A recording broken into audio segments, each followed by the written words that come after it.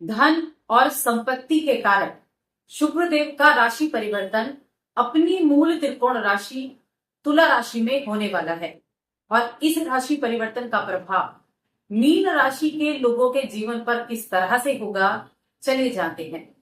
जय माता दी दोस्तों, आप सभी का स्वागत है हमारे YouTube चैनल अमृता एस्ट्रो में। और आज की इस वीडियो में मैं बात करूंगी सितंबर माह में होने वाले शुक्र के राशि परिवर्तन के प्रभाव के बारे में। देखिए, शुक्र अभी अपनी नीच राशि में चल रहे हैं। 24 अगस्त को शुक्र ने राशि परिवर्तन किया और वो कन्या राशि में आए। कन्या राशि उनकी नीच की राशि होती है, जहां वो 18 सितंबर तक रहेंगे और 18 सितंबर को उनका राशि परिवर्तन लगभग 1 वर्ष के बाद अपनी मूल त्रिकोण राशि तुला राशि में होगा। यहां ये 13 अक्टूबर तक रहेंगे, यानी कि 18 सितंबर से और 13 अक्टूबर तक का समय इस गोचर के प्रभाव से बनने वाले योग से किस तरह से मीन राशि के लोगों को उसका परिणाम प्राप्त होने वाला है, चले जानते हैं। लेकिन सबसे पहले हम शुक्र की बात कर रहे हैं। देखिए, मीन राशि किसकी राशि है? गुरु बृहस्पति की राशि है। और ग्रह की किसकी बात कर रहे हैं? दैत्य गुरु शुक्राचार्य के बारे में। अगर आप देखें शुक्र को, तो शुक्र धन संपत्ति के कारक है। शुक्र जो है वो विवाह के कारक भी है, प्रेम के कारक भी है, धन के कारक हैं और साथ में कला और संस्कृति के कारक हैं, वीर्य के कारक हैं, सुंदरता के कारक हैं, लग्जरियस भौतिक सुख जो होते हैं उनके कारक हैं।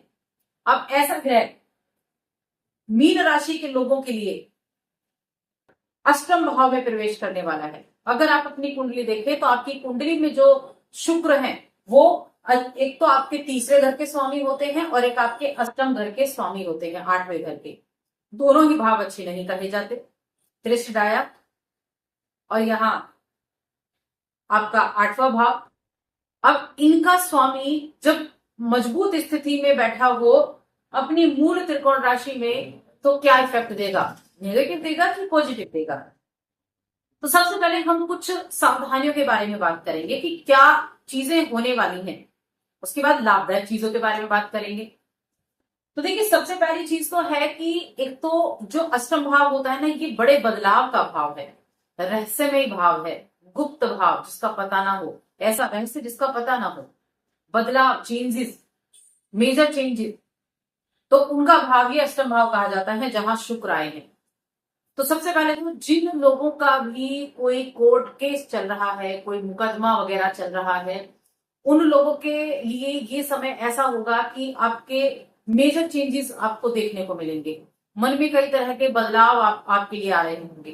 कुछ रणनीतियों में आप चेंज कर सकते हैं, उस पर आप एक नए सिरे से आप उस पर काम शुरू कर सकते हैं।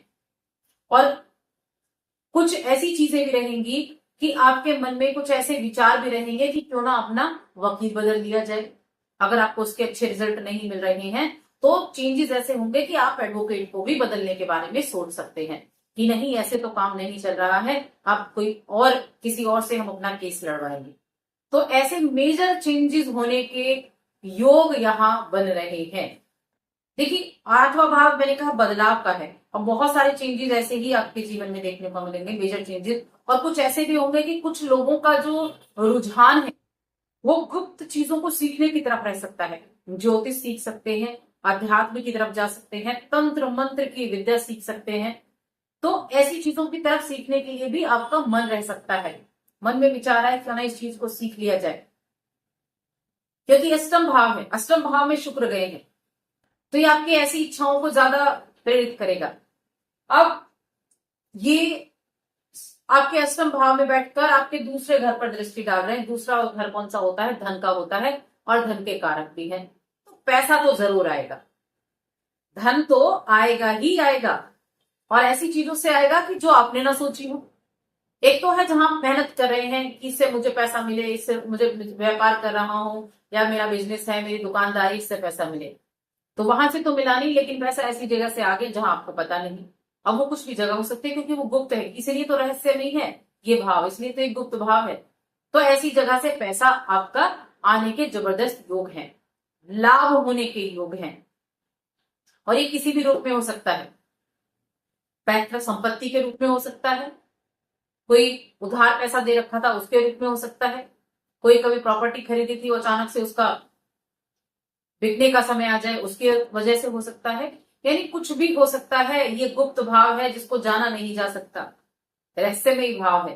तो धन आने के चांसेस बिल्कुल है, जो हमने टाइटल दिया कि किस्मत बदलेगी, तो ये धन के मामले में बहुत अच्छा है। थोड़ी बहुत ये सावधानियां हैं जो भाव दे रहा है। और साथ में यहाँ जो आपकी राशि का जो तीसरा भाव है उसके स्वामी भी होते हैं, जहां आपकी राशि के स्वामी बैठे हैं, ये सबसे अच्छी चीज है कि तीसरे घर में आपके गुरु बृहस्पति आपकी राशि के स्वामी ही बैठे हुए हैं। और कहीं ना कहीं व्यापार पर नजर रख, तो व्यापार की स्थितियां भी अच्छी रहेंगी। इन चीजों से जुड़े हुए जो कार्य हैं, जैसे ब्यूटी प्रोडक्ट्स का उत्पादन हो गया, या फिर उनको एक्सपोर्ट इंपोर्ट का काम भी हो गया, या उनको उनकी शॉप वगैरह हो गई, शोरूम वगैरह हो गया, कपड़ों का व्यापार हो गया, आर्किटेक्ट हो गया, मीडिया का फील्ड हो गया, या फिर डिजाइनिंग के फील्ड से हो गए, तो इन चीजों में कहीं ना कहीं आपको राहत देखने को जरूर मिलेगी। बस सावधानी आपको रखनी है। एक तो किसी पर जरूरत से ज्यादा विश्वास नहीं करना है, अपने काम पर विश्वास रखें। किसी पर विश्वास करने की बजाय अपने काम पर विश्वास रखना, क्योंकि उसके बारे में आपको पता है आपने क्या किया है और उससे आपको क्या प्राप्त हो सकता है। दूसरों की बातों में नहीं आना है, इस चीज का भी ध्यान रखना है। और थोड़ा सा हेल्थ इश्यू भी हो सकते हैं, हेल्थ का जरूर ध्यान रखना है। अगर पहले से कुछ प्रॉब्लम चल रही है तो ज्यादा ध्यान रखने की आवश्यकता होगी। कुछ अपच की बीमारी, कुछ डाइजेस्टिव प्रॉब्लम, ऐसी तरह इस तरह की चीजें हो सकती हैं, तो समय रहते चिकित्सक को जरूर दिखाना है। बाकी शिक्षा की अगर मैं बात करूं, देखिए शिक्षा के क्षेत्र में ठीक ठाक रहेगा। और साथ में विवाह और प्रेम विवाह की मैं प्रेम जीवन की मैं बात करूं तो विवाह के कारक हैं, और गुरु बृहस्पति भी विवाह के कारक है, और 1 2 3 4 5 विवाह के भाव पर दृष्टि भी डाल रहे हैं। तो वैवाहिक जीवन आपका ठीक ठाक रहेगा, प्रेम जीवन भी आपका ठीक ठाक रहेगा। तो यहाँ ये चीजें जरूर होंगी। उपाय की बात कर लेते हैं, क्या उपाय आपको करने हैं। तो देखिए, गुरु बृहस्पति के बीज मंत्र का आप जप करें। गुरु के बीज मंत्र का जप करेंगे, विष्णु सहस्त्रनाम का पाठ करेंगे, तो ये आपके लिए बहुत उत्तम रिजल्ट देने वाला होगा। और साथ में शुक्रवार के दिन मां लक्ष्मी की उपासना जरूर करें। वीडियो कैसी लगी कमेंट करके बताएं। चैनल पर पहली बार आए हैं तो सब्सक्राइब करके जाएं। जय माता दी।